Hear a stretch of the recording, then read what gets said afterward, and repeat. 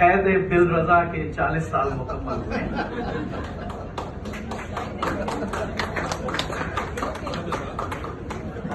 इत्तेफाक की बात है, ये मेरी जिंदगी में पहली दफा हुआ है कि बेगम मेरे साथ नहीं आई, क्योंकि वो पाकिस्तान गई हुई है, लेकिन उसका मैं फायदा उठा रहा हूं।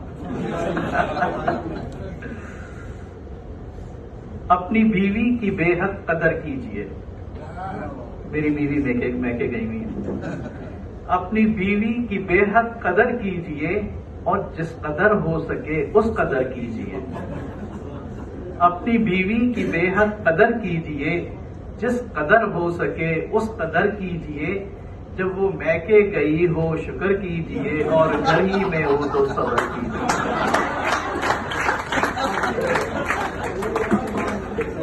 अपनी बीवी की बेहद कदर कीजिए, जिस कदर हो सके उस कदर कीजिए। जब वो मैके गई हो शुक्र कीजिए और घर ही में हो तो सब्र कीजिए। एक और है कि उधर बादल गरजते हैं, इधर बिजली चमकती है।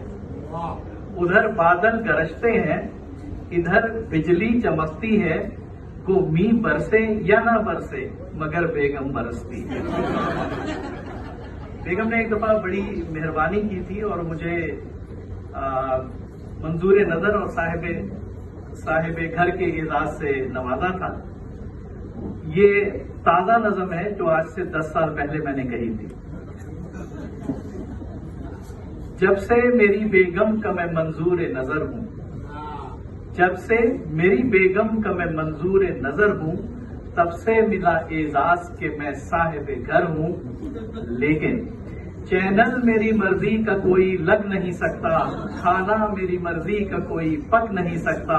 फिर भी है ये एजाज के मैं साहिब घर हूं, जब से मेरी बेगम का मैं मंजूर नजर हूं। और मेहमान मेरी मर्जी का कोई आ नहीं सकता, मेहमान मेरी मर्जी का कोई आ नहीं सकता। मैं उनकी इजाजत के बिना जा नहीं सकता।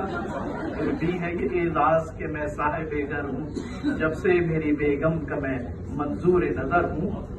और मैं फोन आजादी से कहीं कर नहीं सकता, मैं फोन आजादी से कहीं कर नहीं सकता। और ईमेल में सेंसर के बिना पढ़ नहीं सकता।